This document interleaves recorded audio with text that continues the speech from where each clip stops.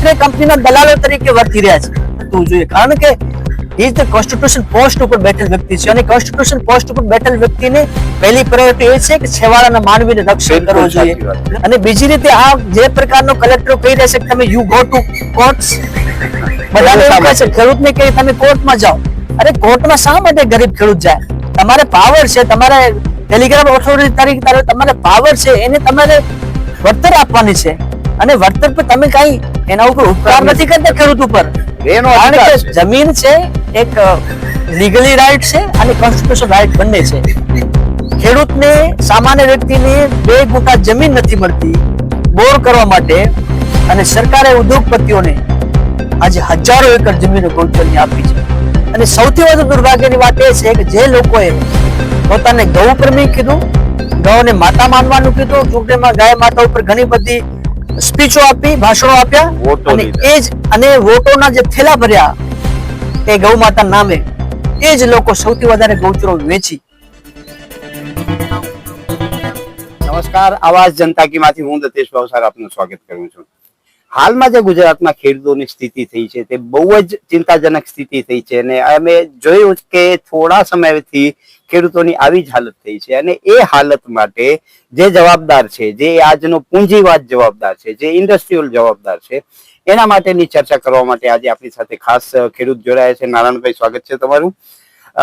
નારાયણભાઈ, સૌથી અગત્યનો મુદ્દો હાલમાં કચ્છમાં એ જ છે કે ખેડૂતોની જે જમીનોમાં જે આ ટ્રાન્સમિશન લાઈનો અદાણીની પડે છે, ખેડૂતોને નથી એનું વળતર મળતું કે નથી ખેડૂતોની મંજૂરી લેવામાં આવતી. દાદાગીરીથી પોલીસને સરકારી ગુંડા બનાવીને આ કામગીરી કરવામાં આવે છે. શું તમારું મૂલ્યાંકન છે એ બાબતે?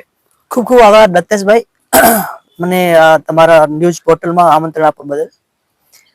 પ્રશ્ન તમે જે રજૂ કર્યો કે સરકારી વહીવટીતંત્રની દાદાગીરી પોલીસની, આપને ખબર હોય તો પહેલા 1947 પહેલા આપણે કંપનીના ગુલામ હતા.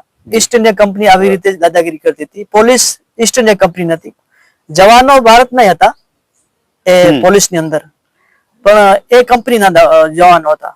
ખાલી નામ ફર્યો છે. આપણે આઝાદ થયા એના પછી પોલીસ એને છે. પોલીસ આજે સરકારી પોલીસ બની છે અને હવે આમ કહીએ તો એક પોલીસ પણ એક કંપનીની પોલીસ બની ચૂકી છે. લિમિટેડ જે કંપનીઓ છે એની જે પ્રમાણે કંપનીઓ પ્રત્યે વફાદારી પોલીસ કરી રહી છે એ ખૂબ જ એક નિંદનીય બાબત છે અને પોલીસને આ પ્રકાર ન કરવું જોઈએ. પોલીસ પણ બિયોન્ડ ધ લો, જેનો સિવિલ મેટરમાં જેનો કોઈ રાઇટ જ નથી પોલીસનો. હમણાં તમને ખબર હોય તો સિવિલ કેસોને ક્રિમિનલ કેસોની અંદર જે કન્વર્ટ કરવામાં આવતા હતા, દાખલા તરીકે જમીનના કેસો, એના ઉપર સુપ્રીમ કોર્ટ સખત નારાજગી કરી છે અને ઘણા બધી રાજ્ય સરકારોને, યુપી ને મધ્યપ્રદેશને, એના chief secretary, home secretary notice કરી છે અને ત્યાં સુધી કીધું છે કે જો બીજી વાર આવી રીતે સિવિલ મેટરોને તમે ક્રિમિનલ મેટરમાં નાખી તો અમે તમને જેલમાં પૂરી દઈશું, કન્ટેમ્પ્ટ ઓફ કોર્ટ કરશું. સેમ પોલીસ આ પ્રકારની જે થિયરી અપનાવી રહી છે ગરીબ ખેડૂતોને, કચ્છના, ખાસ કરીને કચ્છના ગરીબ ખેડૂતો બિચારા, જેને કોઈ કાયદાની ખબર નથી, જેને કોઈ નિયમોની ખબર નથી, એને એ જ ખબર છે કે મારી જમીન છે, મારા બાપ દાદાની જમીન છે અને એ જમીનની અંદર મારો હક અને અધિકાર છે. અને આ હક અને અધિકાર કંપનીઓ છીની, પહેલા ઈસ્ટ ઇન્ડિયા કંપની છીનતી હતી અને વર્તમાનની અંદર અદાણી અને બીજી જે કંપનીઓ છે, વેલ્સપન હોય કે અદાણી હોય કે ટાટા હોય એ જ, અથવા power grid corporation of India હોય, એ બધી જે જો હુકમી અને જો જુલ્મી શાહી ચાલી રહી છે એ હું કહું છું કે ખૂબ જ એ હવે ખૂબ અતિ થઈ ચુક્યો છે. જે પ્રકારના આપણે વિઝ્યુઅલ જોઈ રહ્યા છીએ, જે પ્રકારના ખેડૂતોને આ લોકો ટીંગાટોળી કરીને એક ક્રિમિનલ તરીકે, એક આતંકવાદીને આપણે એવી રીતે ટ્રીટ નથી કરતા. એના પણ રાઈટ, માનવ અધિકારની આપણે રક્ષા કરતો હતો ભારતનો કાયદો. તો આ તો એક જગતના તાત તરીકે આપણે બિરુદ આપ્યો છે એને ખેડૂતોને. અને આ પ્રકારે તમે ટંગાટોળી કરી અને પેન્ટ એની ઉતારી નાખો અને એ પ્રકારને પોલીસ લઈ જતી હોય તો પોલીસ શું ખેડૂતના દીકરા નથી? બિલકુલ બિલકુલ. પોલીસ ક્યાં કોના દીકરા છે? જો ખેડૂતના દીકરા હોય તો પોલીસ આવી રીતે ખેડૂતો પ્રત્યે કેવી રીતે આ વર્તી શકે? એ ગંભીર પ્રકારની પરિસ્થિતિ નિર્માણ થઈ ચૂકી છે કચ્છની અંદર. નારાયણભાઈ, સૌથી મોટો પ્રશ્ન એ છે કે જ્યારે એ ખેતરમાંથી વીજ લાઈન જશે એટલે એ ખેતરના ભાવ આપોઆપ ઓછા થઈ જશે. હયાતમાં એનો જે પાક લાગેલો હોય એને નુકસાન થવાનું છે અને ખેતીને તો નુકસાન થવાનું જ છે. એનો વળતર પણ ના આપવો અને દાદાગીરીથી આ કનેક્શન નાખી દેવો. જેમ તમે કીધું કે આ નવી ઈસ્ટ ઇન્ડિયા કંપની સ્થાપના થઈ છે, આનો શું ઉપાય હોઈ શકે? ખેડૂતોને મરવો જ અને ખેડૂતો જ હેરાન થવાના? દેખી, વિકાસનો ક્યારે વિરોધ ન હોઈ શકે અને કચ્છની અંદર આજ સુધી એવો વિરોધ નથી થયો વિકાસનો. જે રીતે કચ્છની અંદર ડમ્પિંગ યાર્ડ થઈ રહ્યા છે, હેઝાર્ડસ જે કેમિકલ્સ નાખવામાં આવી રહ્યા છે, તેમ છતાં કચ્છની પ્રજા વિરોધ નથી કર્યો. પરિસ્થિતિ ક્યાં નિર્માણ થઈ રહી છે કે જેના ઉપર જવાબદારી છે કાયદાઓ પાલન કરવાની. ફોર એક્ઝામ્પલ, આપણે ખબર હોય તો ટેલિગ્રાફ ઓથોરિટી છે. ટેલિગ્રાફ ઓથોરિટી મીન્સ જેને સરકારે ઓથોરિટી આપી હોય. કલેક્ટર મીન્સ ટેલિગ્રાફ ઓથોરિટીનો ભાગ છે. કલેક્ટર પછી ministry of powers is part of the telegraph authority. આ જે પ્રકારના કલેક્ટરો અર્થઘટન કરી રહ્યા છે, કલેક્ટર જે પ્રકારના નિયમોને દોડીને પી રહ્યા છે, કલેક્ટરો આજકાલ એવી રીતે વર્તી રહ્યા છે કે હી બિહાફ ઓફ ધ કંપની. એની જવાબદારી collector is one of the Guardian of the district. બિલકુલ. અને એક એક વ્યક્તિનો ગાર્ડિયન, એક ગાર્ડિયન છે ડિસ્ટ્રિક્ટ નો. એના ઉપર ખૂબ મોટી જવાબદારી છે અને કલેક્ટરને કોન્સ્ટિટ્યુશન આર્ટિકલ 311 નો પ્રોટેક્શન મળેલ છે. 311 બરાબર. કલેક્ટર આજે એક કંપનીના માણસ તરીકે વર્તી રહ્યો છે. એની જવાબદારી એક ગરીબ કિસાનની છે. જે ખેડૂતો ખેતરની અંદર કામ કરે છે એની પ્રોટેક્ટ કરવાની જવાબદારી છે. એની જગ્યાએ કલેક્ટરો આજે એક કંપનીના એક કર્મચારી તરીકે વર્તી રહ્યા છે. આપણે શરમની વાત એ છે કે જેની જવાબદારી જે કોન્સ્ટિટ્યુશન પોસ્ટ છે કલેક્ટરની, એ પોસ્ટ એક કંપનીના કર્મચારી તરીકે જે ભૂમિકા ભજવી રહ્યા છે, એ ખૂબ શરમની બાબત છે. કલેક્ટરો જે ઓર્ડર કરી રહ્યા છે એ બિયોન્ડ ધ લો જઈ રહ્યા છે. કલેક્ટરને ખબર છે કે ઇલેક્ટ્રિસિટી એક્ટ 2003 ની અંદર સેક્શન 28 માં શું, સેક્શન 68 માં શું છે, ડિફાઇન છે. 68 ની અંદર ડિફાઇન કરેલ છે કેવી રીતે વર્તન કરવાનું છે કલેક્ટરોને, કેવી રીતે ટેલિગ્રાફ ઓથોરિટીને પાવર છે, કેવી રીતે ખેડૂતોના અધિકારો છે. એ બધા જ અધિકારો દોડીને પી નથી, સળગાવી નાખ્યા છે. જો પી ગયા હોય ને તો ક્યાંથી ક્યાંથી એના શરીરમાંથી ઉત્પન્ન થાય. પરંતુ આ કલેક્ટરેટ ઓફિસ અને જે નેક્સસ ચાલી રહ્યો છે આ કંપની, પોલીસ અને કલેક્ટર વચ્ચેનો, એ ખૂબ જ એક ગંભીર પ્રકારની છે અને એ નેક્સસ તોડવાની જરૂરી છે. જો નેક્સસ નહીં તૂટે તો સમગ્ર કચ્છના ખેડૂતો બરબાદ થઈ જશે. પણ નારાયણભાઈ, આની એસઓપી એક બનેલી છે, એની જે નિયમાવલી છે એના પ્રમાણે કલેક્ટરને કામ કરવાનું હોય, પોલીસને કામ કરવાનું હોય. પણ આ કિસ્સામાં તો એવું લાગે છે મિનિસ્ટ્રી ઓફ પાવર્સ, દત્તેશભાઈ, મિનિસ્ટ્રી ઓફ પાવર્સ સ્પષ્ટ એસઓપી ડિક્લેર કર્યા છે 14/6/2024 ના રોજ કે કેવી રીતે આ રાઇટ ઓફ વે છે, આરઓડબ્લ્યુ છે, બિલકુલ હોય કે ટ્રાન્સમિશન ટાવર લાઇન છે, કે ટ્રાન્સમિશન કોરિડોર છે, કે કેવી રીતે તમારું વળતર ડિફાઇન છે, કેવી રીતે વળતર આપવાનું છે, કેટલું વળતર આપવાનું છે, એ બિલકુલ ડિફાઇન છે. પરંતુ કલેક્ટરો આજે એસઓપી મિનિસ્ટ્રી ઓફ પાવર્સ બનાવ્યો છે, એને પણ બિયોન્ડ જઈ અને કંપનીના એક દલાલ તરીકે, આ યુઝ ધ વર્ડ્સ, બિલકુલ બિલકુલ સાચો, આ એક યુઝ કરી રહ્યો છું. કલેક્ટરે કંપનીના દલાલો તરીકે વર્તી રહ્યા છે. એ ખૂબ જ ગંભીર પ્રકારની છે અને આ પ્રકારનું કલેક્ટરો ન વર્તવું જોઈએ. કારણ કે he is the constitution post ઉપર બેઠેલ વ્યક્તિ છે અને કોન્સ્ટિટ્યુશન પોસ્ટ ઉપર બેઠેલ વ્યક્તિને પહેલી પ્રાયોરિટી એ છે કે છેવાડાના માનવીને રક્ષણ કરવું જોઈએ. ન તો શૂટ બૂટ ની અંદર આવેલા વ્યક્તિને તમે, આજે હું એકવાર કલેક્ટર સાથે બેઠેલો હતો ત્યારે એ કલેક્ટર ઓફિસની અંદર કંપનીઓના લોકોને અડધો કલાક ટાઈમ આપતો હતો કલેક્ટર. જયારે મૂળ કચ્છી, જયારે લગર વગર કપડા, તૂટેલા કપડાની અંદર ખેડૂત આવતો હતો, એને માત્ર 2 સેકન્ડ નો ટાઈમ આપતો હતો કલેક્ટર. કયા પ્રકારનો ગાર્ડિયન છે કલેક્ટર્સ? કલેક્ટર એક સૌથી વધારે મોટી પોસ્ટ છે ડિસ્ટ્રિક્ટની. એને દરેક વ્યક્તિને સમાન દ્રષ્ટિ ટ્રીટ કરવાની જરૂર છે. એની જગ્યાએ કલેક્ટર કો બિહાફ, એનું વર્કિંગ જે છે એ બિહાફ ઓફ એની કંપની પ્રત્યે વફાદારી હોય. આ બહુ ચિંતાનો એ લોકશાહી દેશની અંદર કેટલા સુધી સંભવ છે દત્તેશભાઈ? નારાયણભાઈ, કલેક્ટર સમાહર્તા કહેવાય, એટલે એ જિલ્લાનો એક નાગરિકનો એ સમાહર્તા થાય, ગાર્જિયન થયો. તેમ છતાં એવું ઘણા બધા કિસ્સાઓમાં થયો છે કે કલેક્ટર જ નિયમોને તોડી અને જેના ઉપર આપણે મીટ માંડ્યું, એક સામાન્ય માણસ ક્યાં જશે? કોઈ રસ્તામાં એને કહે તોય પણ એ કહે છે કે હું તમને કોર્ટમાં જોઈ લઈશ. પરંતુ કલેક્ટરો પાસે એક પ્રકારના ડીએમ જ છે, મેજિસ્ટ્રેટ છે, એમની પાસે ન્યાય નથી મળતો. ક્યાં જશે આ જનતા? ખેડૂતો ક્યાં જશે? કે કલેક્ટર પાસે ક્વાસી જ્યુડિશિયલ પાવર છે, એના જજમેન્ટ હોય છે, ક્વાસી જ્યુડિશિયલ હોય છે. હાલાકી ક્વાસી જ્યુડિશિયલ હોય છે, પરંતુ એ ન્યાયિક જજમેન્ટ નથી હોતા. બિલકુલ બિલકુલ. એનો જે નિર્ણય હોય છે એ અંતિમ નથી હોતો. બરાબર, પાવર ગ્રીડ, પાવરનો ટ્રાન્સમિશન લાઈન નો ઓર્ડર હોય બીજો હોય, એનો નિર્ણય છે એ આખરી નથી હોતો. ઓલ ધ ઓર્ડર્સ આર ચેલેન્જેબલ હોય છે. બિલકુલ. બીજી તો વાત કરીએ સમહારતા મીન્સ અર્થ શું થાય કે બધા સાથે સમાન વ્યવહાર, બધા સાથે સમાન નિર્ણય, બધા સાથે સમાન વ્યવહાર થવો જોઈએ, બધા સાથે સમાન રીતે વર્તવું જોઈએ. એ સમહારતાનો ભાગ છે, સંસ્કૃતનો વર્ડ છે. બરાબર. અને બીજી રીતે આ જે પ્રકારનો કલેક્ટર કહી રહ્યા છે કે તમે યુ ગો ટુ કોર્ટ્સ, બધાને એવું કહે છે, ખેડૂતને કહે તમે કોર્ટમાં જાઓ. અરે કોર્ટમાં શા માટે ગરીબ ખેડૂત જાય? તમારે પાવર છે, તમારે ટેલિગ્રાફ ઓથોરિટી તરીકે તમારે પાવર છે, એને તમારે વળતર આપવાની છે. અને વળતર પર તમે કઈ એના ઉપર ઉપકાર નથી કરતા ખેડૂત ઉપર. કારણ કે જમીન છે એક લીગલી રાઈટ છે અને કોન્સ્ટિટ્યુશન રાઈટ બંને છે. ફંડામેન્ટલ રાઈટ નથી, ચાલો આપણે ફંડામેન્ટલ રાઈટ નથી આજે જમીન, પરંતુ legal right plus constitution right તો છે જ. તમે એને કોન્સ્ટિટ્યુશન રાઈટ પર વાયોલેશન નથી કરી શકતા ખેડૂતના, અને લીગલ રાઈટ છે એના પર વાયોલેશન નથી કરી શકતા. નારણભાઈ, બીજો બહુ જ અગત્યનો મુદ્દો છે ગૌચરનો. કદાચ ગુજરાતમાં એકે ગામ એવો નહીં હોય જ્યાં ગૌચર જમીનો બે પગવાળા આખલાઓ નહીં ખાઈ ગયો. ખેડૂતો પશુપાલન સાથે પણ જોડાઈ રહ્યા છે, એટલે આ એક માર અને જે પશુપાલનમાં ગૌચર ખવાઈ જાય છે એ બીજી માર છે. એટલે ખેડૂતો તો બે પાંદડે થવાના જ નથી આ સ્થિતિમાં. તમે એ સ્થિતિ કઈ રીતે વર્ણવી શકો? દત્તેશભાઈ, કચ્છની અંદર, કચ્છ એવો જિલ્લો છે, પ્રદેશ છે, આપણે જિલ્લો પણ ન કહીએ, પ્રદેશ છે, જ્યાં વિવિધ પ્રકારની સંસ્કૃતિ છે, વિવિધ પ્રકારના માણસો છે.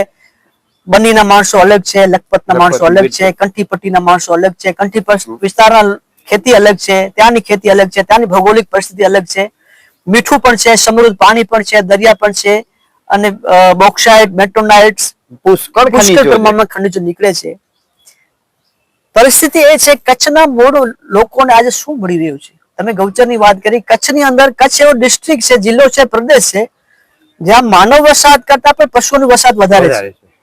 અને પહેલાની સરકાર 1960 ની અંદર ગુજરાત નિર્માણ થયો, નવનિર્માણ આંદોલન પછી 1960 થી કરીને 1990 સુધી આપણે વાત કરીશું. 1990 સુધીની સરકારો રહીને એ બધી પોતાની જવાબદારી નિભાવી, જવાબદારી સમજી અને દરેક ગામડાઓની અંદર ગૌચર નિયમ કર્યા કે પશુપાલકો ત્યાં મુક્ત રીતે, જેવી રીતે અભયારણ્ય હોય છે, જંગલ વિસ્તારના પશુઓને રક્ષણ કરવા માટે અભયારણ્ય હોય છે, જ્યાં શિકારની મનાઈ, જ્યાં કોઈ જઈ ન શકે, એવી રીતે ગૌચર મીન્સ ત્યાં પશુઓ નિર્ભય રીતે ચરી શકે અને પોતાની રીતે કોઈ અડચણ ઉભો ન કરી શકે. દરેક ગામમાં આવી રીતે ગૌચર નિયમ થઈ. 2001 પછી 2000 આપણે 2000 ની વાત કરી, 2000 પછી આમ તો 1998 પછી સરકારે ગૌચરોની વેચાણ શરૂઆત કરી, પરંતુ ફરી એકવાર ઇસ્યુ ઉભા થયા, બધા પશુપાલકો વિરોધ કર્યો. તો સરકારે 1999 માં જીઆર લાવ્યા કે ગૌચર જમીન કોઈ પણ હેતુ માટે આપવી નહીં. એવી એફિડેવિટ સરકારે હાઈકોર્ટમાં કરી અને એ જીઆર પણ રાખ્યો કે સરકારે 1999 માં જીઆર બનાવ્યો કે ગૌચર જમીન કોઈ પણ હેતુ માટે આપવી, ગૌચર સિવાયની.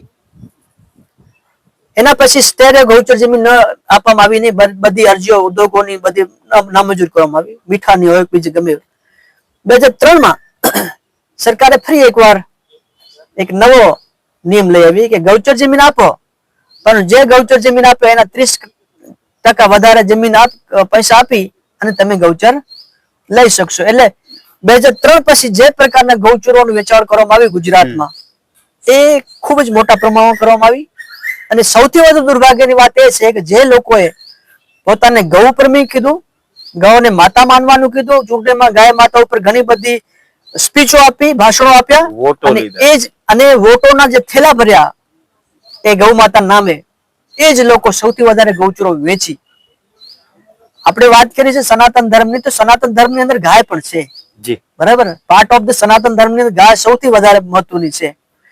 ગીતાની અંદર છે, દરેક ધર્મ ગાયમાં ઉલ્લેખ છે, પરંતુ આપણે દુર્ભાગ્ય એ છે કે જે લોકો સૌથી વધારે ધર્મ નામે રાજનીતિ કરવાવાળા વ્યક્તિઓ છે, એ જ વ્યક્તિઓ આજે ગૌચર વેચી છે. બિલકુલ બિલકુલ.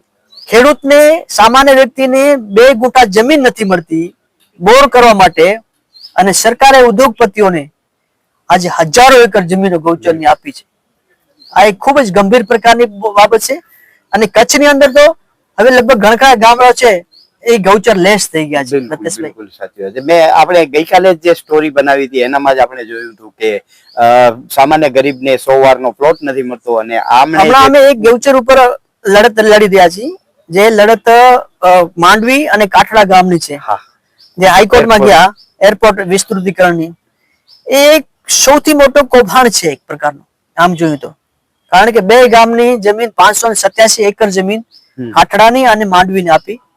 માંડવીને 30 કિલોમીટર દૂર ગાયો ચરશે દરેક દિવસ. વિચાર કરો તમે, 30 કિલોમીટર દરરોજ ચરવા માટે જાય ગાય, એ કેવી રીતે સંભવ છે?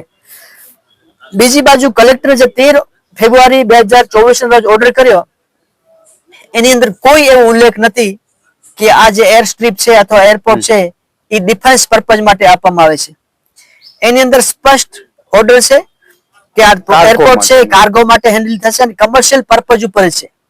બીજી સિવિલ એવિએશન વિભાગ એક બીજી રિપોર્ટ જે પ્રોજેક્ટ રિપોર્ટ છે એનો એ પણ બનાવ્યું છે ગ્રાન્ટ થોરાટ નામની કંપનીએ. એની અંદર પણ કોઈ ડિફેન્સ નો ઉલ્લેખ નથી કરેલો. ત્રીજી બાબત એ છે કે સિવિલ એવિએશન મિનિસ્ટ્રી અને બીજી સિવિલ એવિએશન વિભાગ અને બીજી ખાનગી કંપની છે એના વચ્ચે એક એગ્રીમેન્ટ થયેલ છે. એ એગ્રીમેન્ટ પ્રમાણે એસવીપી સ્પેશિયલ પર્પઝ વ્હીકલ માટે બેનિફિટ શેરિંગ કરવામાં આવશે કોના સાથે? પ્રાઇવેટ કંપની સાથે. એટલે ડિફેન્સ ક્યાં આવી આમાં? ક્યાંય નથી. એક બાજુ તમે પ્રાઇવેટ કંપનીની વાત કરો છો, બીજી બાજુ ડિફેન્સની વાત કરો છો. એનો આખો જો 100 પેજનો ગ્રાન્ટ થોરાટ દ્વારા બનાવેલ પ્રોજેક્ટ રિપોર્ટ જોવામાં આવે તો એ પ્રોજેક્ટ પૂરી તરહ ખાનગી છે. અને બીજી જેવી રીતે ભારતના બીજા જે એરપોર્ટ હેન્ડલ કરવામાં આવે અદાણીને આપવામાં આવે એના પાછળ પણ આ એક કંપનીનું પૂરેપૂરો હાથ છે. કારણ કે અમારા પાસે એવા આરટીઆઈ દ્વારા દસ્તાવેજ પ્રાપ્ત કર્યા છે કે એની અંદર બધું ને બધું આ ખાનગી કંપનીઓનો હાથ છે. આ બધે લડતો હકીકતમાં તો કિસાન સંઘે લડવાની છે, પરંતુ કિસાન સંઘ ક્યાંક વમળો સાબિત થાય છે એવું છે. કેમ કે એક ખેડૂત લડશે તો આ લોકો એમને પાવવા નહીં દે. કિસાન સંઘની ભૂમિકા શું આનામાં? કિસાન સંઘ આમ જોઈએ તો એક સત્તાનો ભાગ છે. દાખલા તરીકે આરએસએસ નો ભાગ છે કિસાન સંઘ. કિસાન સંઘ હોય કે ભારતીય જનતા પાર્ટી હોય કે એબીવીપી હોય કે પછી ભારતીય મજદૂર સંઘ હોય, આ બધા જે 5-7 ઓર્ગેનાઇઝેશન છે એ આરએસએસ દ્વારા ઉત્પન્ન કરવામાં આવેલ સંગઠનો છે.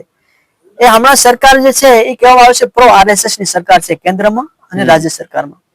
પોતાની સરકાર સામે આરએસએસ અને કિસાન સંઘ કેવી રીતે આંદોલન કરી શકે? ખેડૂતોના પ્રશ્નો ત્યાં અહીંયા પણ છે. કોંગ્રેસ સરકારમાં પણ હતા, બીજી પાર્ટીઓ સરકારમાં પણ હતા ઇસ્યુ, પણ હમણાં જેટલા ઇસ્યુ છે ત્યાં કિસાન સંઘ બિલકુલ ચૂપ કરીને બેઠો છે. એટલે આપણે સમજીએ કે કિસાન સંઘ એક સરકાર દ્વારા દબાણ કરીને ચૂપ કરવામાં આવ્યો છે કે કિસાન સંઘને હવે ખેડૂતોની લડત પ્રત્યે રસોઈ નથી રહ્યો કે કિસાન સંઘનો જે ઉદ્દેશ્ય હતો કે એની પાર્ટી જે ભારતીય જનતા પાર્ટી છે એને સત્તામાં પહોંચાડી દેવો એટલે પૂરું થઈ ગયું એ સમજીએ આપણે. આજે કિસાન સંઘની જે બે બાજુની જે નીતિ છે એ ખુલ્લી પડી ગઈ છે. દર્શક મિત્રો, નારાયણભાઈએ ખૂબ જ છણાવટથી આ ચર્ચા કરી અને એનામાં જોઈએ છે કે ક્યાં ક્યાં કિસાનોના હિત છે અને ક્યાં કિસાનોના હિત જોખમાયા છે. પશુપાલકોના પણ હિત એ જ રીતે જોખવામાં આવ્યા છે. એટલે આ રીતે જોઈએ તો કિસાનો અને પશુપાલકોને બંને બાજુથી લપડાક મારવામાં આવી રહી છે. નાણભાઈ, ખૂબ ખૂબ ધન્યવાદ આપનો. ફરીથી અમે ખેડૂતોના મુદ્દા બાબતે હેરાન કરતા રહીશું. તો દર્શક મિત્રો, તમે વિચારો કે આ પરિસ્થિતિમાં જો ગુજરાતનો ખેડૂત હજી પણ જીવિત હોય તો એનું કારણ એ છે કે ખેડૂત પોતાના મનોબળથી મજબૂત છે અને લડતિયા સ્વભાવનો છે, એટલા માટે છે. કિસાન સંઘની વાત કરી તો કિસાન સંઘ માટે પણ બહુ જ સરસ એક ખેડૂત મિત્રએ મને શાયરી કહેલી હતી, એ હું આપની સામે મૂકીને આપણે આ સમાચાર પૂર્ણ કરીશું. कहीं कंकड़ निकलते हैं, कहीं पत्थर निकलते हैं, करो जिस पर ज्यादा भरोसा वही खंजर निकलते हैं. नमस्कार, आवाज जनता की માંથી હું દતેશ ભાવસાર. તમને અમારી સ્ટોરી સારી લાગે તો લાઈક કરો, સારી ન લાગે તો અમને સૂચન આપો, પરંતુ સબસ્ક્રાઇબ કરજો જરૂર. નમસ્કાર.